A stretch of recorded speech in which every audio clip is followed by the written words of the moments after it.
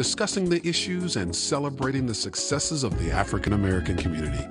This is Another View. Hello, everyone, and welcome to Another View. I'm Barbara Ham Lee. You know, every now and then something will happen in the media that makes me say, oh, we have to talk about that on Another View.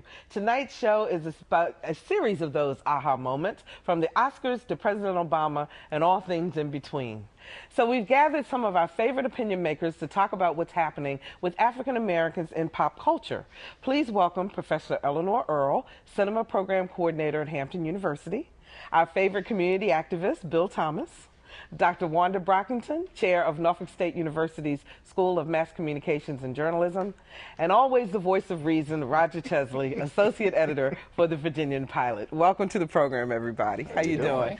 Now, I know a lot of things have been going on, but I want to take us back to the Oscars and Monique winning the Best Actress or Best Supporting Actress role for her role in Precious, which was known as, it is called Precious, based on the novel Push by Sapphire. For those who have not seen it, it's the story of a ghetto welfare mom who demeans and demoralizes her daughter. A lot of reaction from Sam Jackson rolling his eyes in the audience to people having discussions about whether or not this was a positive way to portray our community. I'm going to start with the film critic here, the film expert. Your thoughts? Well, I think, well, hooray, first of all, for Monique for winning the Oscar. However, we must also examine the subject matter of the role for which she won and deal with the issues of providing some balance, essentially, is what I think people are calling for. Are we putting forth enough positive images so that when a role such as this role that Monique played in Precious comes forth, that it just doesn't feel as if that's the only image of the ghetto welfare mom who's abusive to her children, etc. So I would have to say, personally, I feel that we are lacking in that area. In that balance. Yes. Because, you know, a lot of people, first thing they said was, okay, here we go. We had Denzel in Training Day. Right. We had Halle Berry in Monsters Ball, neither of which were very positive roles. Certainly. Bill's over there shaking his head. And now we have Monique. Go ahead, sir. It's absolutely insane that we would worship deviance. Not only was that involved in this role, there was incest involved in it. It's all the wrong stereotypes that the majority community and the world looks at us. Martin Luther King and all our great giants, our moms, our dad, our grandmas, they are rolling over in their graves. This is, it's so tragic. It's such, I think one time during the Oscars, they had this film that had the music, It's Tough Out Here for Us Pimps, or something like that. That was it's hard out. Yeah, hard out here for its pimp. This just sends the absolute gutter wrong message. This lady is foul-mouthed. I haven't seen the movie and won't see it. Well, you know what? Hold on a second, because we do have a clip of it. Let's take a quick look at that clip. And I don't want you to sit there and judge me, Miss Weiss. You shut up and you let him abuse your daughter. I did not want him to abuse my daughter. I did not want him to hurt her. I did not want him to do nothing to her. So those things that she told you I did to her, who else was going to love me? Who was going to make me feel good? Wanda, she played the role. Right, she did, and according to her, she drew upon personal experience. So I agree with you. She has to be given kudos for a masterful performance, but I agree with you that it was not the kind of role that we would like to have publicized. I do think she was sort of channeling Hattie McDaniel, who through the years played those mammy roles, and when criticized, she would always say, I'd rather play a maid than be one. And in fact did open the doors for other actresses to get an Oscar after she got hers in 1940. There's a lot of stuff going on with it. First of all, I don't think we like to see roles where we're demeaned on screen. And I understand that. I also understand that Hollywood, if we're looking for Hollywood to validate what we do in our day-to-day lives, we're in trouble. Because they will never do that. Yeah, and what they're looking for is they're looking to make money. But on the other hand, to suggest that this does not happen or this is not part of what happens, that's not exactly true either. And I've heard people suggest that you know, they have a problem with Denzel Washington winning for Training Day when he did things like Malcolm X and he didn't win, but he also did win for Glory. And I thought he was stellar in his role in Training Day. The point is, it's a portrayal. There might be shades of real life, but it's not necessarily real life. So are we too sensitive then that we say when we see roles like this that we should not take that on as if it is the absolute for what it represents for our community? Or should we recognize that they are actors and they are acting? I do think that you're going to see more realistic portrayals or more true life portrayals when we're behind the cameras, when we're doing the directing, when we're doing the producing. But, you know, there were some movies that I thought did very well in showing us, and it didn't necessarily get a good take at the box office. Preacher's Wife was one.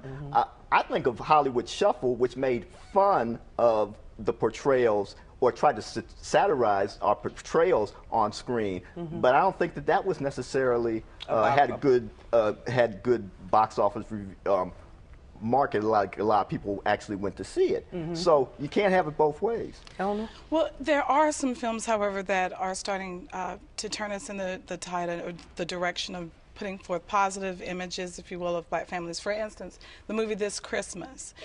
It was made for very low budget. Ronnie Warner is one of the executive producers on Mackay Pfeiffer. They're very committed to doing films that are low budget but make the profit back. But here's the problem. Do the Oscars care about those movies? Do they reach that level? No. So that, and do we need Oscar validation in order to go ahead? Obviously we do, because this movie with this girl in it, this lady, was decadent. I mean, it's everything against what our values are, and we're trying to get Hollywood to validate us. These people don't care. But now, in all fairness, too, now let me throw this out to flame the fire, if you will, because Tyler Perry and Oprah Winfrey were the producers. They brought it forth to make it into a screenplay to begin with. I mean, do they have some other type of responsibility other than absolutely, absolutely, for them to say that they have values? Our children don't understand it. We say we have too many single family households, and then we have these images with us doing this, and then they allow themselves and their credibility to be put to something that shows a woman committing incest on her daughter, abusing her. And this, I don't know if you've seen this recent thing with Erykah Badu, where she's stripping in the main streets in Dallas, Texas, throwing her clothes off. She has 3 kids at home. It's immorality at its worst. And the thing that breaks my heart is that, and paper isn't really saying that, and our ministers aren't really saying that. This is the worst case scenario that we ever could imagine in our community. Because you know, growing up, and we're all around the same age, this would have not been tolerated at all. And what if white people would have been the producers in the terms of Tyler Perry and Oprah Winfrey? We would be marching in the streets saying that you're using us to make this happen. You agree with that, Wanda? I do agree with quite a bit of what he said. For Hollywood, the bottom line is the dollar. And so they're not worried about social consciousness. They're worried about what's going to bring the audience in. And then you have to take a look at the market. People like violent films. They don't go see romantic comedies for the most part unless it has the big name draws. And so they're looking at the bottom line to our detriment. Well, one of the things I will say about Tyler Perry now, I think sometimes that a lot of Tyler Perry's movies are too syrupy. But most of his movies are very much positive in trying to show there are people who are achieving. There are people, whether or not you like Medea one way or the other, they do show loving families. They do show families sometimes with problems, but trying to overcome them. Were you all surprised that Precious made it to an Oscar level? Yes. Why? Yes. I was most definitely surprised. I didn't know that a larger audience, or the Academy, if you will, would find the story as something that they could latch onto and really understand and identify with, because that's what it takes, of course, to ultimately say, I want to put this forth as an amazing film and for an Oscar. So I didn't think they would really be able to process it in terms of subject matter. Well, a lot of people did refuse to go see it on moral grounds and so forth, so I was a bit surprised too. And especially since you said the money. Well, I'm not surprised. How big the I'm not is. surprised. Why not? We wake up to the morning, we got to hear, we all love Steve Harvey and Tom Joyner. They're all talking this decadent stuff, and we listen to it, and they drive us to the different movie houses, and I just don't understand it. I mean, and for a woman to see herself portrayed like that, and to have some kind of, I'm proud I got awarded for being a dirtbag? Well, but you know what? Now Monique says that this was her expansion, that she was stretching her wings in terms of Monique is a disgrace to our race. She curses. She respects no one. She doesn't respect herself, in my opinion. She curses. She curses in front of children, her children, young children. She was over at Hampton University a couple years ago. We had to tell her don't curse, and she still cursed in front of old people, young people, and everybody, because she wasn't raised right. And your children shouldn't be raised like that. And if you see her, don't act like her. Well, I listen to NPR in the morning. I don't always listen to Steve Harvey, but I can see that you're kind of fired up about this. But I think, again, you have to realize it was a portrayal. I don't expect people all the time to everybody to agree with what they're doing on screen or to like what they're doing on screen. I was surprised that she wanted not to see the movie. I've read several reviews about the movie and read several columns about the movie, though. I would have felt uncomfortable with that. It was hard to watch. Yeah. It was a very, very tough movie to watch. But again, I don't expect Hollywood to necessarily show the best of me or the best of my people. It rarely has, and I don't think they're going to start doing it now. Okay. Another subject, since I want to make sure we try to get in the subjects that we talked about. Recently, Sprite held a stepping off, let me make sure I got the right one, stepping off contest, okay? And where the normally black Greek organizations come in and they have a step contest where they walk in synchronization and so forth. For the first time this year, a white sorority won the competition. Then the next day, Sprite says the judges made a mistake. Now we have both teams winning. Boy, that was so before we talk interesting, about it, though, but before we talk about it, let's take a look at a little bit of both teams, and then we'll talk on the other side.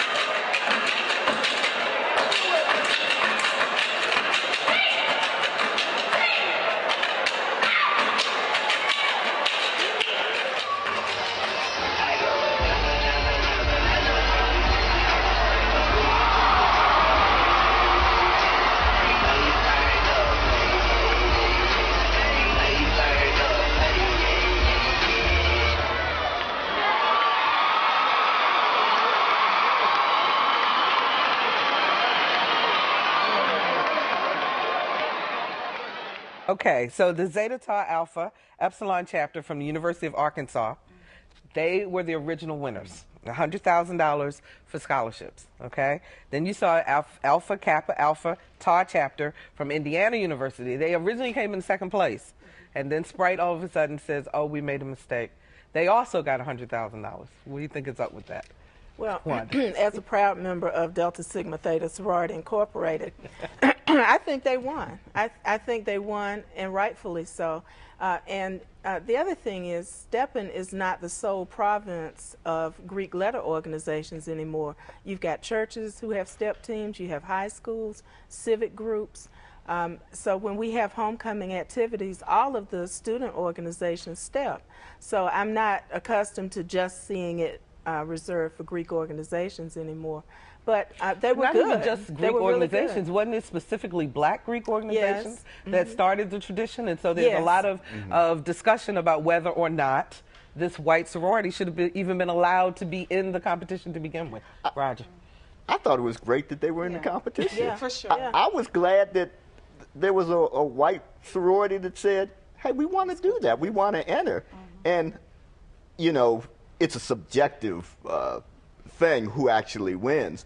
But it sure looked like they were right in there. I find it funny that they, you know, they should be able to add the scores correctly when they have the scores right there. So I'm kind of curious as to how they came up with the wrong score the first day and then they got it right the second day. And I think they said the host, Ludacris, actually said the scores had been checked twice, actually, when they announced it at the event. So it was a little curious. It's not curious to me. I think it's just like...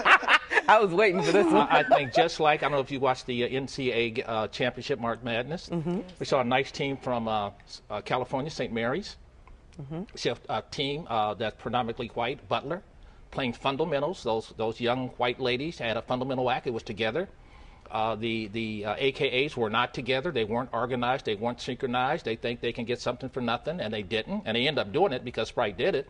But I just think we're off our game. I think we're just off our game. What do you think happened with Sprite? Do you think it was pressure? Yeah, Jesse Jackson called, or Al Sharpton, somebody called and pressured them and said... It might have been Bill Thomas. It might have been Bill Thomas.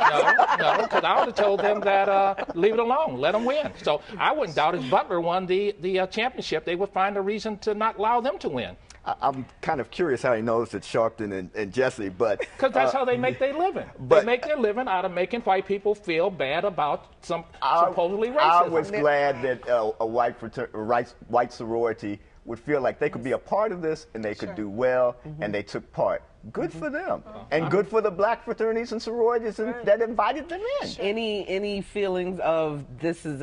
I'm just repeating what I've heard others say, that this is taking away from. This is one other thing that was a part of our tradition that we no longer own. Oh, you got to be the best one out there. You know, win it, and then you don't have a problem.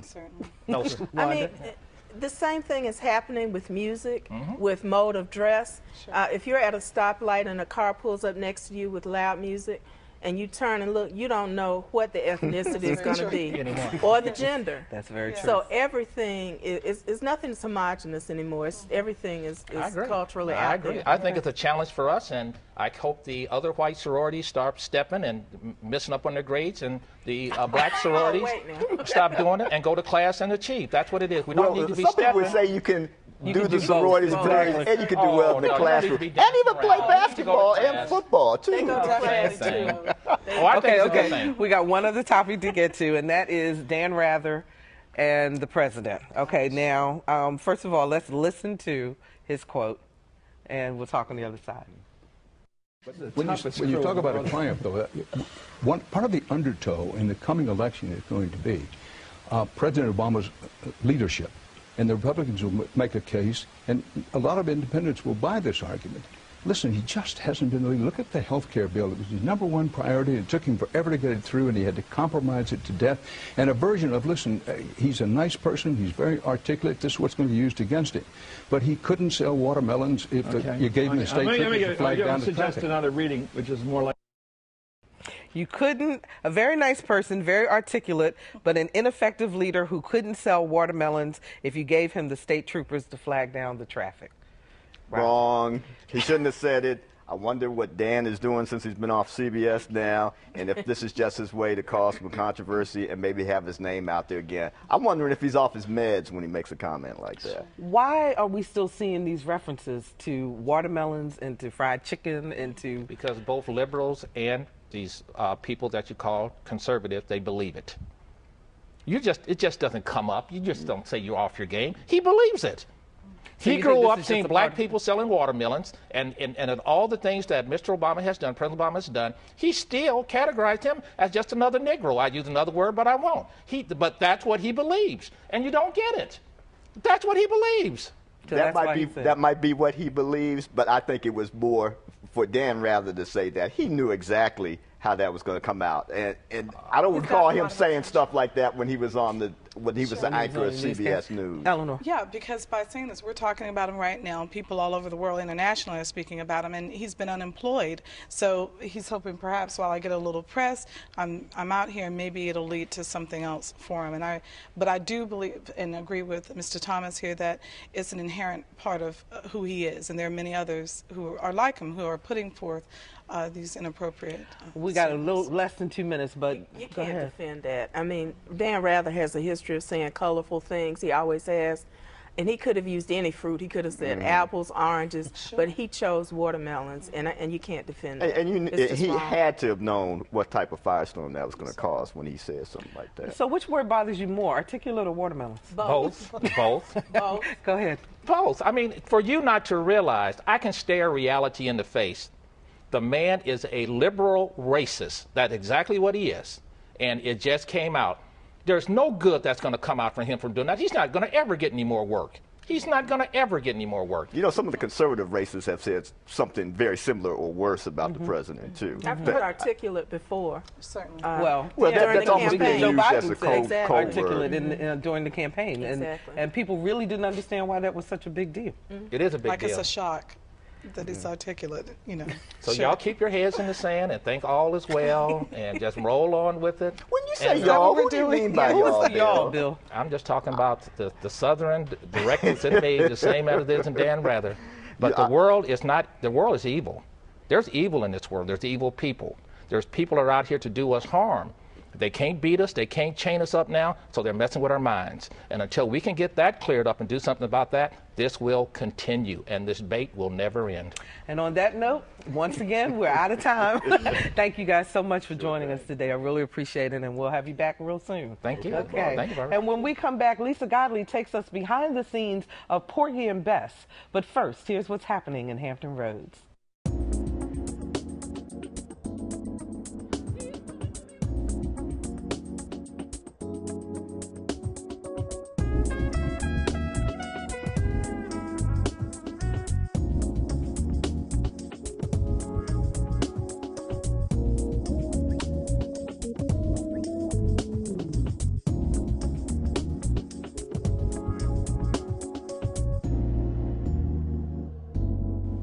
The American classic Porgy and Bess brings the tale of life on Catfish Row to Hampton Roads audiences.